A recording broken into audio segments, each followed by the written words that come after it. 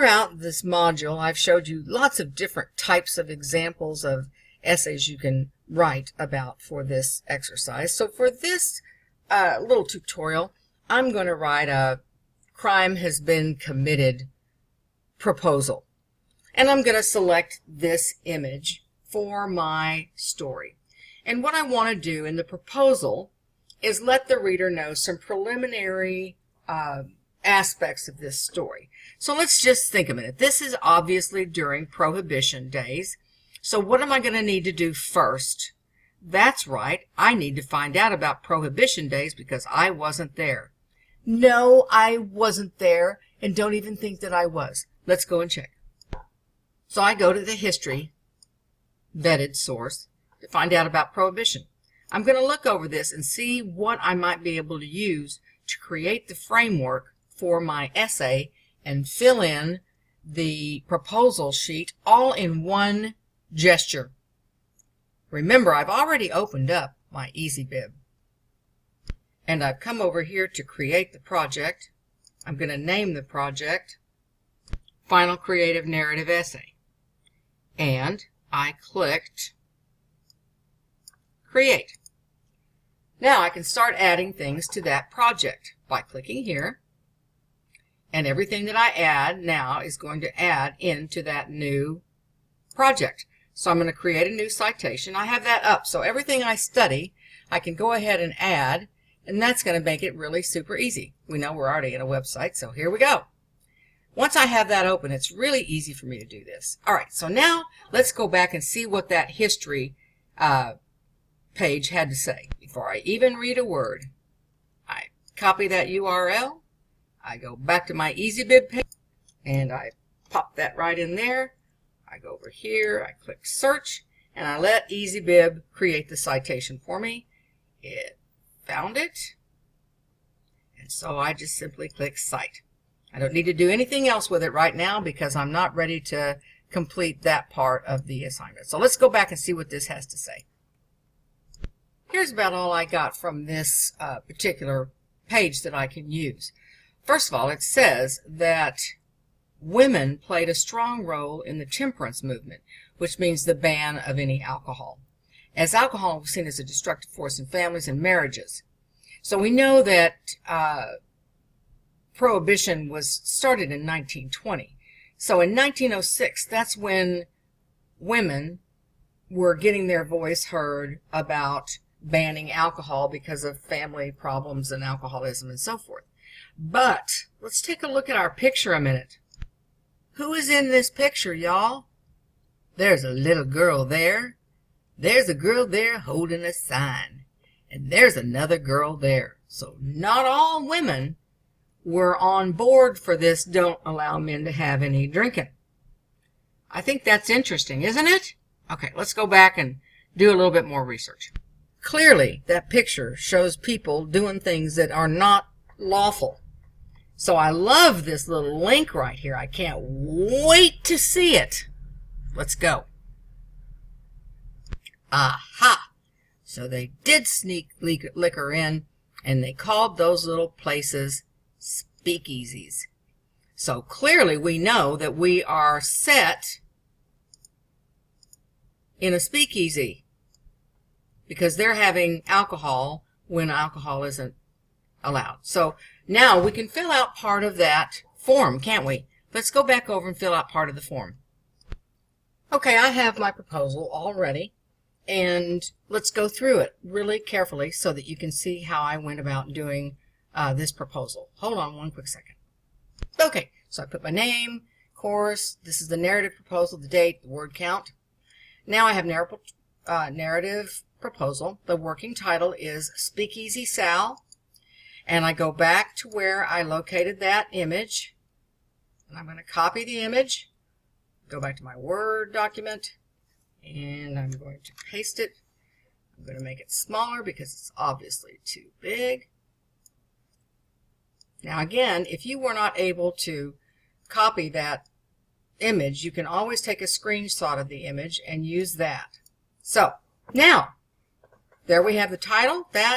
Here's the crime that was committed, because this time I'm writing a little whodunit which I think is kind of fun. All right, the crime that committed. Sally Sullivan opened an illegal New York speakeasy in 1921 and in just 2 years earned over $3 million through graft and corruption, all under the guise of a raucous nightclub. Statement of theme: it takes a thief to catch a thief. Brief summary. This is a little more than 2 or 3 sentences, I realize, and so if yours is a little bit older than that, it's kind of okay. But these are important sentences. I already did it. Sally Sullivan, a 23-year-old brunette from the Bronx, saw an opportunity when prohibition laws hit New York City in 1920. Now I've given the year of the story and the world. While many women complained about their alcoholic, mean husbands, Sally saw prohibition as a means to an end. Escaping her own that's why we edit, alcohol-soaked family, Sally moved to the streets of Manhattan, found an old abandoned hotel basement, and created one of the most notorious speakeasy operations the world has known.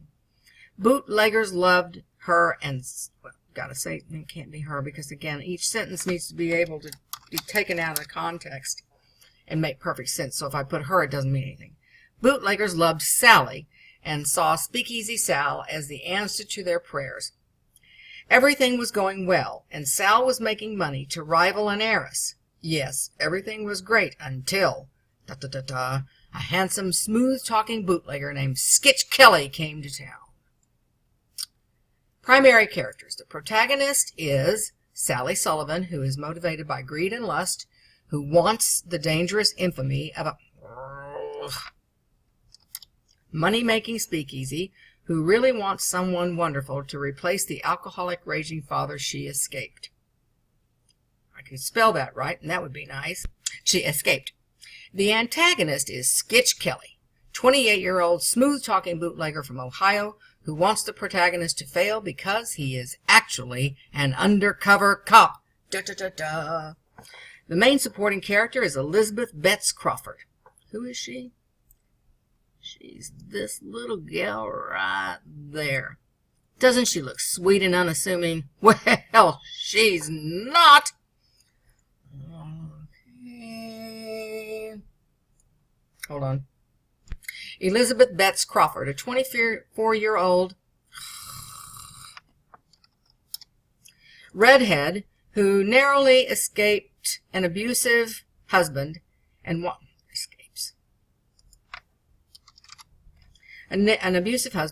revenge on all men, who supports the protagonist by adding fuel to Sally's fire.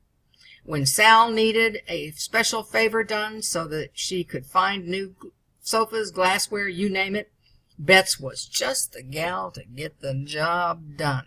I love these girls. I know what this one is. Okay.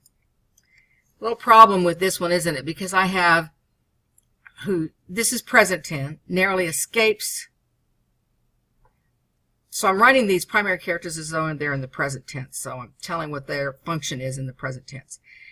So when Sal needs, because we got to go to this present tense, needs a special favor done that she can find.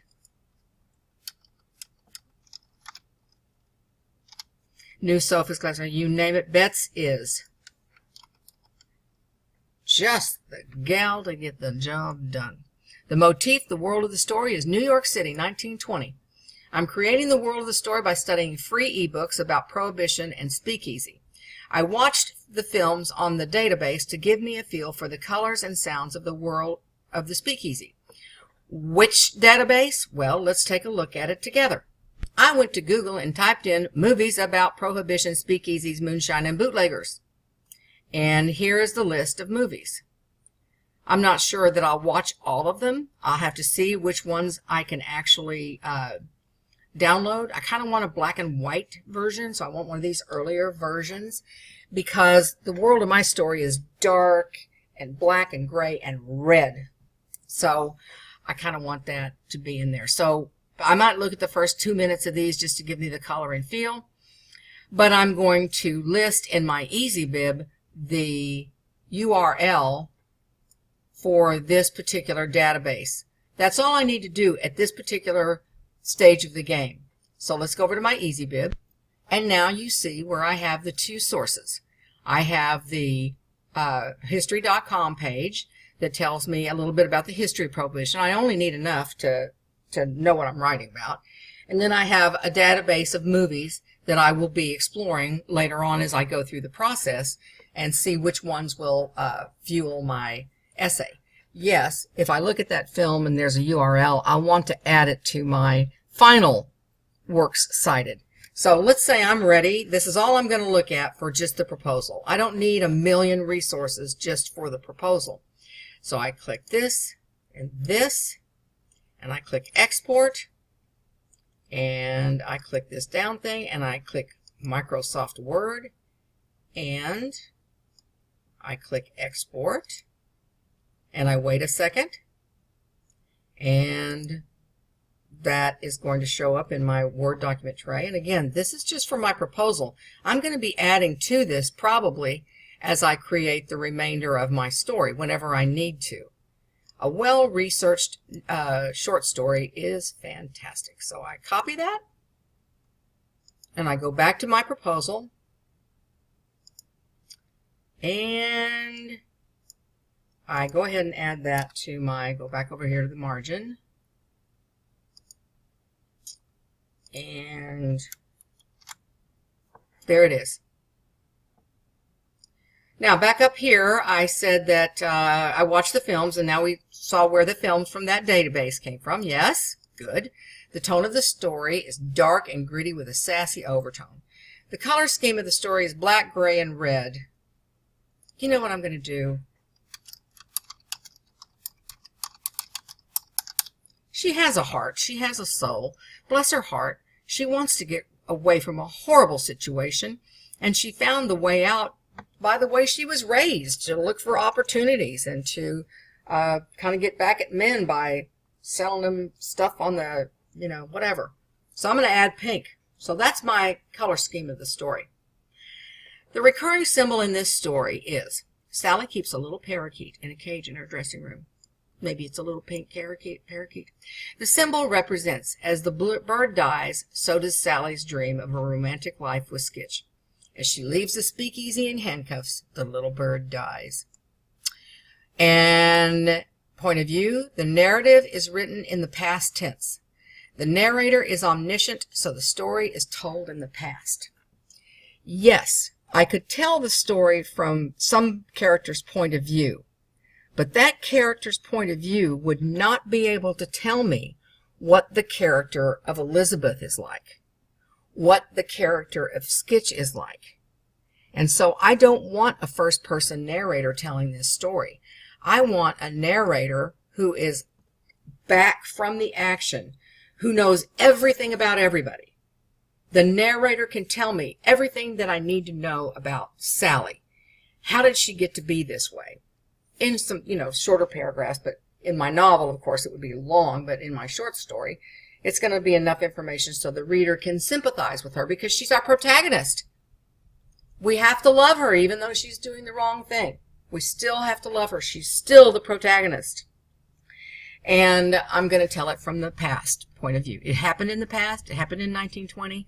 I think that kind of dark, gritty, gloomy sort of we're getting away with crime kind of things are in the past.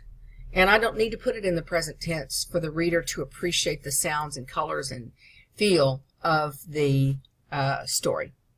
Then I do my works cited. I just have these two for now. I know that as the story goes on, I'll have more. Now I'm all through with it. I go back and I edit it like we just did and get all the little errors out of it. And that's the whole proposal right there.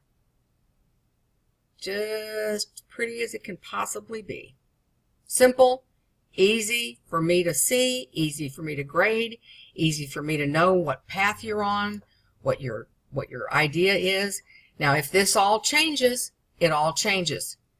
I don't have anything to tell you about that. You cannot submit a second proposal, so you need to make a commitment. And by the time you do the proposal, this is the story you're going to write. Right? Yes? On or before the due date. That completes this tutorial on how to write a narrative proposal.